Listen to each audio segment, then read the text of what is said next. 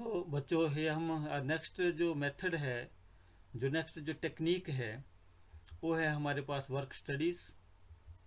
और इसमें है नंबर 1 विधि अध्ययन।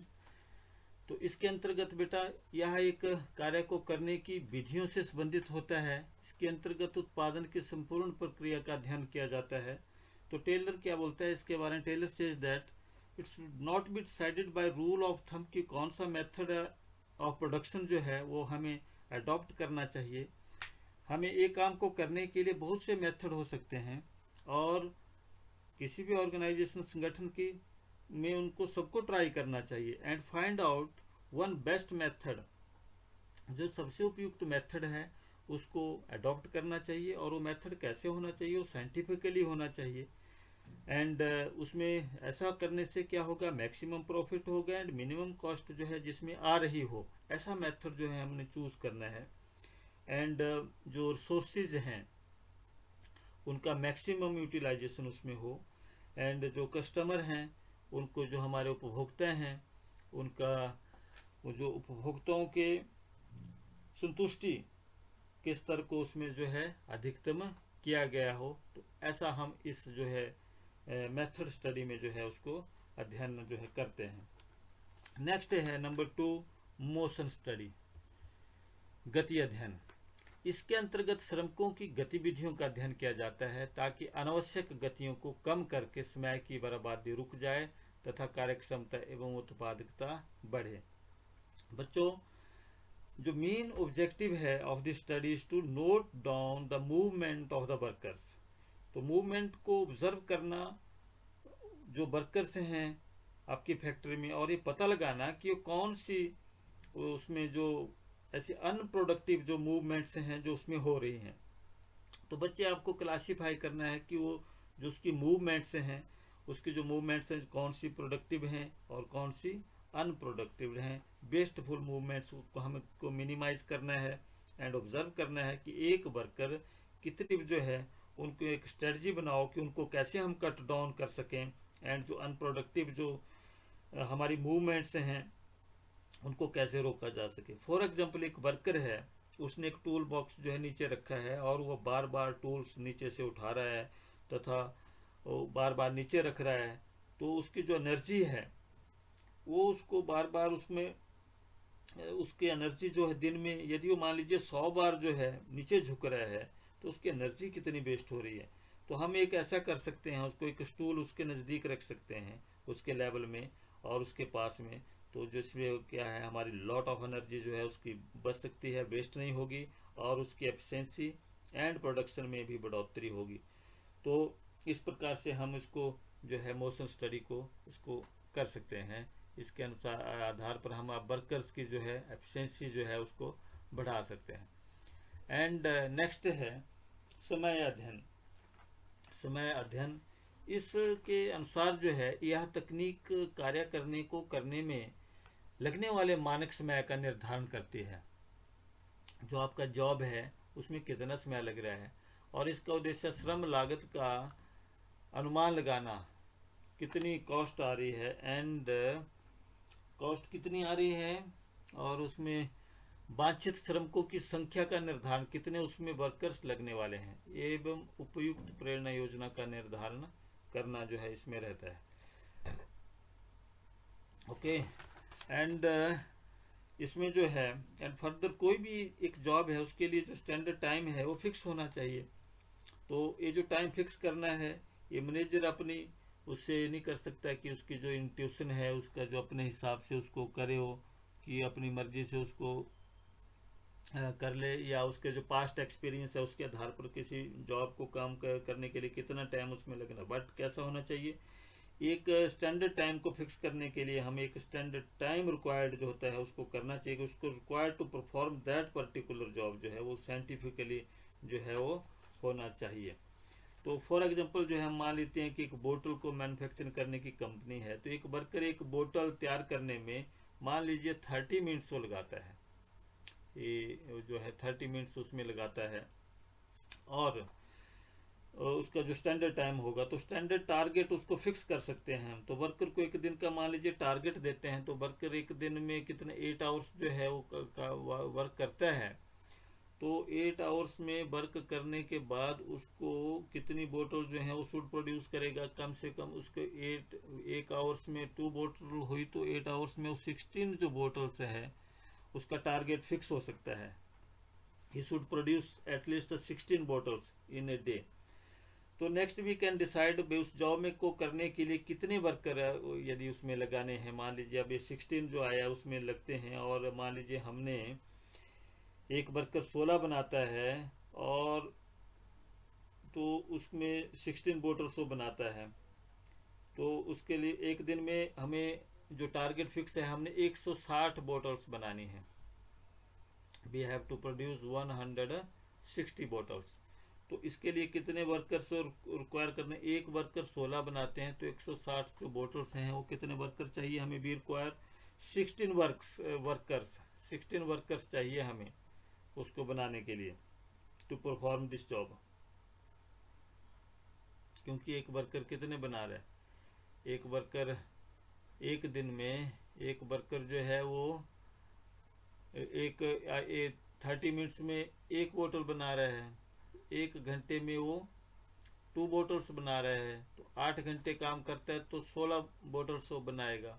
और जो 16 जो है मान लीजिए हमें 160 जो है वो बोतल्स चाहिए, तो उसके लिए हमें 10 वर्कर्स जो है उसके लिए ये 16 वर्कर्स जो है to perform this job.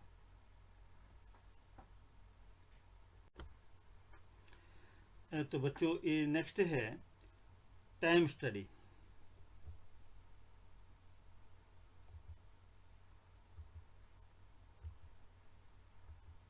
Yes, time study समय अध्ययन।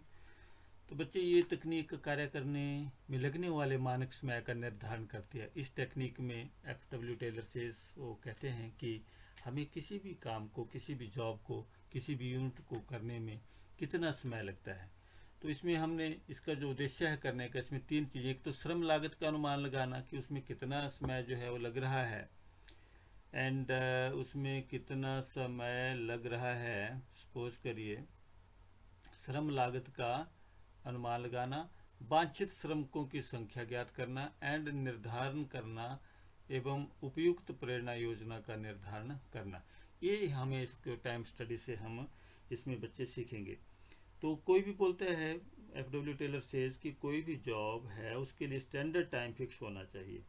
यह जो टाइम फिक्स करना है वो मैनेजर की अपनी मर्जी से नहीं होना चाहिए, उसकी अपनी इंट्यूशन है कि उसका कोई पास्ट का एक्सपीरियंस है कि इसको इतना ही टाइम लगता है और कोई और ही टाइम ट्रायल मेथड उसको अपनाना चाहिए, बल्कि एक टाइम स्टडी कंडक्ट करनी चाहिए हमें, एंड उसके ऊपर एक स्टैंडर्ड टाइम जो फिक्स कर सकते हैं। तो हम उसको standard time required to perform a job जो है वो एक स्टडी के आधार पर ही हो सकता है। एंड फॉर एग्जांपल हम यहाँ पर एक एग्जांपल लेते हैं कि एक कंपनी है जो बोटल्स बनाती है, और उस बोतल को जो बनाने में जो वर्कर्स हैं उसको तैयार करते हैं। तो मान लीजिए उसको जो बोतल्स को बनाने में जो है एक वर्कर है वो कितने हैं 30 मिनट्स लगाता है एक बोतल को तैयार करने में। तो उसने एक वर्कर जो है एंड सपोज और वो 8 आवर्स काम करता है, तो 8 आवर्स में वो कितना का बोटल्स जो है टारगेट फिक्स कर लेगा, यानी कि उसको 16 बोटल्स जो है उसको ही शुड प्रोड्यूस। मान लीजिए स्टैंडर्ड है टाइम, एक बोतल को तैयार करने में यदि 30 मिनट्स लगते हैं, तो एक जो वर्कर है, एक एवरेज वर्कर है, उसको कम से कम 16 बोटल्स जो है वो प्रोड्यूस करनी चाहिए। तो इससे हमारा पास इसको श्रम लागत का अनुमान लगाना। एंड नेक्स्ट है इस टाइम स्टडी से हम ये भी याद करेंगे कि इसी एग्जांपल को हम लेते हैं कि उसमें कितने श्रमिकों की संख्या होगी। तो हमने देखा कि मान लीजिए उसको 160 बोतल्स जो है वो तैयार करनी है, 160 बोतल का टारगेट है, और एक वर्कर जो है वो कितनी बना रहा है 16 बना रहा है। तो 160 बोतल बनाने में हमें कितने वर्कर रिक्वायर्ड होंगे, यहाँ पर 10 वर्कर जो है हमें चाहिए to perform this job. And बेटे नेक्स्ट उसने बताया कि उपयुक्त प्रेरणा योजना का निर्धारण करना है। हम इसके आधार पर जो वर्कर्स की जो एफिशिएंसी है उनके जो टाइम स्टडी से हम एक एफिशिएंट एंड एक इनएफिशिएंट दो कैटेगरी में हम वर्कर को विभाजित कर सकते हैं। तो उसकी टाइम स्टडी जो कंडक्ट करने के स्टॉप वॉच एक लेकर एक एवरेज वर्कर को हम नोट डाउन कर सकते हैं कि वो कितना टाइम उसमें लगा रहा है। तो एक पर्टिकुलर जॉब को करने के लिए जो है उसने कितना, तो मान लीजिए वो एक बोतल को बनाने के लिए, जैसा मैंने आपको कहा कि वो 30 मिनट्स लगाता है। कितना लगाता है? 30 मिनट्स जो है वो लगाता है एक बोतल को बनाने के लिए। एक बोतल को बनाने के लिए जो एवरेज जो वर्कर है। एंड हमें क्या करना चाहिए उसमें एफिशिएंट में, और एक है वो जो लेस देन 25 मिनट में जो है उसमें 25 मिनट में एक बोतल तैयार कर लेते तो हम बोलेंगे हिज एफिशिएंट वर्कर।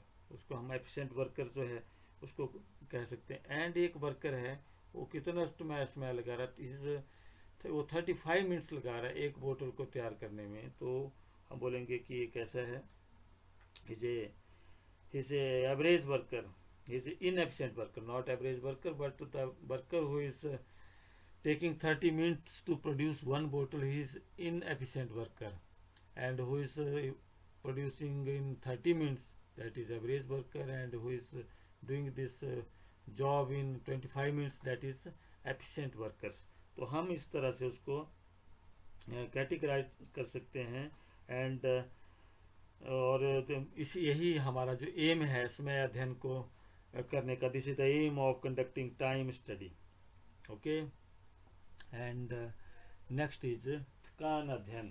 थकान अध्ययन तो बच्चे इसके लिए हम फटीग स्टडी, इससे यह तय किया जाता है कि मध्यांतर कितनी बार एवं कितने समय के लिए हो ताकि कर्मचारी उचित प्रकार से कार्य कर सके। जो इंटरवल है, इंटरवल जो है, कोई भी काम करता है वर्कर्स तो थकता है, स्वाभाविक है, तो थकने लगता है। कुछ टाइम के बाद उसको जो है और रेस्ट की ज़रूरत होती है, तो उसकी जो एफिशिएंसी है वो घटने लगती है। And he needs rest naturally है।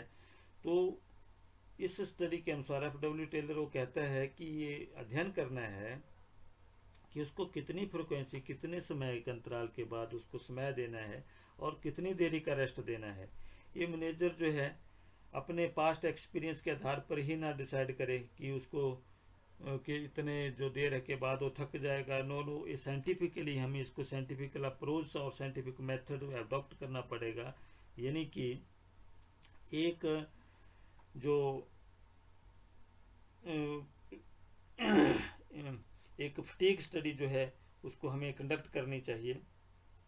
करनी पड़ेगी to find out the frequency of rest interval and the duration of rest interval and the number of rest intervals. तो कितने बार, कितने समय और कितनी देरी के लिए हमें जो रेस्ट इंटरवल जो है ब्रेक देना है। तो उसको ब्रेक जो देने के लिए आपको ये फ्रिक्वेंसी ऑफ इंटरवल का पता चलेगा। फिर देखना है कि scientific approach, scientific method and for example हम इसको इस आधार पर देख लेते हैं। कई बार हम देखते हैं कि जो फैक्ट्रीज हैं या कोई पावर जनरेशन यूनिट्स हैं वहाँ पर शिफ्ट में काम होता है, और शिफ्ट में काम होने से हम क्या कर सकते हैं कि जो ड्यूटी है वर्कर्स के जो उसको असाइन कर सकते हैं। उसको जैसे 3 उसमें शिफ्ट में काम चलता है, 3 शिफ्ट में काम चलता है, तो हम कुछ वर्कर्स को फर्स्ट एंड थर्ड शिफ्ट में उसको हम लगा सकते हैं और दूसरी शिफ्ट में उसको रेस्ट दे सकते हैं। तो इस तरह से हम उसका इंटरवल जो है तो कितने रेस्ट इंटरवल देने हैं, कितने टाइम के देने हैं, ये सब नंबर ऑफ रेस्ट इंटरवल जो है ये हम इस स्टडी से जो है वो कर सकते हैं। तो बच्चे ये था हमारे पास 4 प्रकार की वर्क स्टडीज थी जो आपने देखी। एंड नेक्स्ट जो है techniques given by F W. Taylor, वो है विभेदात्मक कार्य मजदूरी प्रणाली, डिफरेंशियल पीस वेज सिस्टम। इसके अनुसार जो है वो एफ.डब्ल्यू. टेलर कहता है कि जो टाइम स्टडी से जो हमें अभी निकाला तो उसमें से एफिशिएंट और इनएफिशिएंट जो है वो वर्कर जो है हम पता लगा लेते हैं कि एक जो एफिशिएंट वर्कर है वो एक जो एवरेज टाइम जो लगना होता है उससे कम समय में काम को पूरा कर लेता है।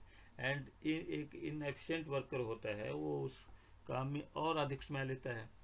तो वो बोलते हैं जो पीस वेजेस है जो उनको श्रमिक देने का है, श्रमिकों को उनकी कार्य क्षमता के अनुसार ही भुगतान करना चाहिए। यानी कि जो अच्छा वर्कर है, जो टारगेट एक एवरेज टारगेट फिक्स है, उसको कम समय में और अच्छे से उसको पूरा कर रहा है तो हमें उसको ज़्यादा वेजेस देने चाहिए। और जो उसको कम समय ज़्यादा समय में कर रहा है, कम यूनिट प्रोड्यूस कर रहा है, उसको कम वेजेस देने चाहिए। तो इससे क्या होता है, एक strongest motivation for the employees to produce efficiently, ऐसा इसमें होता है। मान लीजिए एक हमने टारगेट फिक्स किया है 10 यूनिट्स का है, एंड वो उसको 10 यूनिट्स को at a rate of ₹50, 10 units वो प्रोड्यूस करता है एट ए रेट ऑफ ₹50 के हिसाब से, तो उसको कितना है 500, वो उसको बेजिस मिलेंगे, ही विल गेट ₹500। एंड एक एब्सेंट जो एक दूसरा जो है वो उतने ही समय में कितने बना रहा है 12 यूनिट्स, तो हमें उसको कितना देना चाहिए एट ए रेट ऑफ, हम कम से कम 60 उसको देना चाहिए, and he is getting ₹720। And एक इन एब्सेंट है, वो कितने उस समय में ही वो कितने बना पा रहा है 8 यूनिट्स ओनली, तो हमें उसको उसके हिसाब से नहीं कि सबके लिए एक रेट रखना चाहिए। वो कहता है कि उसको आप ₹40 दीजिए, एंड ही इज़ गेटिंग ₹320 उसको मिल रहे हैं। तो एक को ₹720 मिल रहे हैं, एक को ₹320 मिल रहे हैं, तो ये डिफरेंस है। तो जो वर्कर्स हैं वो एफिशिएंटली और अच्छे वेजेस वो प्राप्त करने के लिए वो मोटिवेट होंगे, और ऐसा जो है FW टेलर जो है सजेस्ट करते हैं। एंड नेक्स्ट है यहाँ पर एक और एग्जांपल भी दिया है, 10 इकाइयाँ ₹50 प्रति इकाई, 10 और 40 और 550, हम इसको भी कर सकते हैं। बी ने 9 इकाइयों का उत्पादन किया, and he will get rupees at a rate of ₹360। Next है technique, the last technique one is mental revaluation, और इस टेक्निक के अनुसार जो है मानसिक क्रांति। तो FW टेलर जो बताते हैं, कहते हैं कि ये पीछे भी आपने पढ़ा था FW टेलर के उसमें सिद्धांत में, हार्मनी नॉट डिस्कॉर्ड। तो दो ग्रुप हमारे पास हमेशा ही किसी भी ऑर्गेनाइजेशन में, फैक्ट्री में होते हैं। एक वर्कर्स ग्रुप होता है और दूसरा मैनेजरियल ग्रुप होता है। तो जो वर्कर्स ग्रुप होता है बच्चों, वो हमेशा ही ये कहता है कि हम ओवरबर्डन हैं, हमारा एक्सप्लॉयटेशन हो रहा है, हमें कम पैसे मिलते हैं, और जो मैनेजमेंट है हमारा एक्सप्लॉयटेशन कर रहा है। एंड मैनेजमेंट सेज दैट ये जो वर्कर्स हैं कुछ काम नहीं करते हैं, they are good for nothing, they go slow policy, and they always damage the equipments, they work carelessly, वगैरह वगैरह। ऐसे जो है एक दूसरे के ऊपर जो है आरोप प्रत्यारोप जो है लगाते रहते हैं, और एक दूसरे के ऊपर संदेह करते हैं। अच्छा, तो टेलर कहता है कि हमें जो ये काम है कोऑपरेशन से करना है, बिटवीन वर्कर्स एंड मैनेजमेंट के बीच में होना चाहिए। और मानसिक क्रांति से हमारा इसका अभिप्राय स्वामी वर्ग एवं श्रमिक वर्ग की मन स्थिति में परिवर्तन करने से है। तो टेलर कहते हैं कि मानसिक क्रांति की स्वामियों को भी जरूरत है और श्रमिकों को भी, क्योंकि इससे सहयोग की भावना प्रबल होती है, जो कि दोनों के लिए हितकारी है। क्योंकि स्वामियों एवं श्रमिकों में झगड़े का कारण लाभ का बंटवारा होता है। तो स्वामी चाहते हैं कि अधिक लाभ उन्हें प्राप्त हो, और श्रमिक चाहते हैं कि अधिक लाभ उन्हें मिलना चाहिए। यहीं से मानसिक क्रांति की आवश्यकता का जन्म होता है। तो टेलर सेज दैट दोनों को लाभ के बंटवारे की अपेक्षा लाभ में वृद्धि की बात सोचनी चाहिए। Efforts to maximise the production जो है वो सोचनी चाहिए। तो बच्चे ये थे कुछ 6 techniques of scientific management. And next हम जल्दी से कर लेते हैं कि जो इनका कंपैरिजन है टेलर एंड फ्यूल का, उनका कैसा इसमें इसके लिए योगदान रहा। टेलर तथा फ्यूल के सिद्धांत के एक दूसरे के बेटे पूरक हैं, कंप्लीमेंट्री हैं। दोनों ही प्रत्येक कार्य के व्यवहारिक पक्ष पर बल देते हैं, और दोनों प्रबंध तथा श्रमिकों के बीच अच्छे संबंधों पर बल देते हैं। और इसका जो समानता है, इनमें दोनों में जो समानता है, फ्यूल और टेलर के जो प्रिंसिपल्स थे, टेक्निक्स थी, तो इसमें फ्यूल जो एक मिलती हैं तो सिद्धांतों का अन्वेषण करने वाले रहे। एंड नंबर 2, दोनों प्रबंधक और प्रशासन को एक ही सार्वभौमिक मानते हैं। एंड दोनों ने प्रबंध में नियोजन पर अत्यधिक बल दिया। एंड दोनों संगठन में के औपचारिक स्वरूप पर बल देते हैं, और दोनों ने संगठनात्मक मानव की संतुष्टि पर बल दिया ताकि उत्पादन बढ़ाया जा सके। एंड नेक्स्ट, इनकी जो सिमिलरिटी है वो शिक्षण अनुभव को अर्जित किया गया इंजीनियर थे और अपने कार्य अनुभव के दौरान ही प्रबंध का विकास करते रहे। दोनों ने लोक और निजी प्रशासन में अंतर नहीं किया, और इनके सिद्धांत अंतिम सत्या नहीं है, और चिंता प्रबंध की दिशा और दशा दोनों को अत्यधिक वैज्ञानिक बनाने की थी ताकि कार्य कुशलता को बढ़ाया जा सके। तो इन नट सेल हम बेटा कह सकते हैं, क्लॉड एवं जॉर्ज के शब्दों में दोनों महान और अग्रणी थे। आधुनिक प्रबंध में चिंतन दोनों के प्रति ऋणी रहेगा। थियो हेमेन के अनुसार दोनों की विचारधारा में विरोधाभास तलाशना व्यर्थ है। यदि टेलर वैज्ञानिक प्रबंध के पिता हैं तो फ्यूल प्रशासनिक सिद्धांत के जनक हैं। उनमें जहाँ समानताएं थी बेटा, वहाँ पर इनमें कुछ डिफरेंस भी है। टेलर ने मुख्यतः निम्न स्तर कार्यशाला स्तर पर प्रबंध की दशा का विश्लेषण किया, जबकि फ्यूल ने उच्च स्तरीय प्रबंध का किया। जो top level management and middle level management है उस पर जो है फ्यूल ने काम किया। एंड इसने जो वर्कर्स लेवल पर उनकी एफिशिएंसी को बढ़ाने के लिए जो है देखा एफडब्ल्यू टेलर ने। एंड जो टेलर के सिद्धांत कार्य करने की प्रक्रिया को सरल और वैज्ञानिक के बनाने से अधिक संबंधित रहे, जबकि फ्यूल के कार्य करवाने वाले प्रबंध की प्रक्रिया थी मैनेजमेंट से रिलेटेड थे। टेलर की तुलना फ्यूल में मानव को अधिक महत्व दिया, और टेलर ने बहुत नियंत्रण व्यवस्था पर बल दिया, जबकि फ्यूल ने एकल नियंत्रण। और टेलर का सिद्धांत कार्यात्मक फॉर्मेनशिप फंक्शनल फॉर्मेनशिप के ऊपर, जबकि फ्यूल का आदेश की एकता और निर्देश की एकता पर था। टेलर व्यक्तिगत श्रम विभाजन पर बल देता है, जबकि फ्यूल सामूहिक प्रयासों पर बल देता है। एंड नेक्स्ट इज, टेलर श्रमिकों की कार्य कुशलता बढ़ाने पर अधिक बल देता है, और टेलरवाद तकनीकी उन्मुख है जबकि फ्यूलवाद कार्य उन्मुख है। और टेलर वैज्ञानिकता के पक्षधर हैं जबकि फ्यूल व्यवहारिकता के प्रेरित डोर प्रभावित रहा, जबकि फ्यूलवाद फ्रांसीसी यूरोपीय सामाजिक संरचना से टेलरवाद की तुलना में फ्यूलवाद अधिक स्थायी रहा। तो ये थे बेटे टेलर के टेक्निक्स।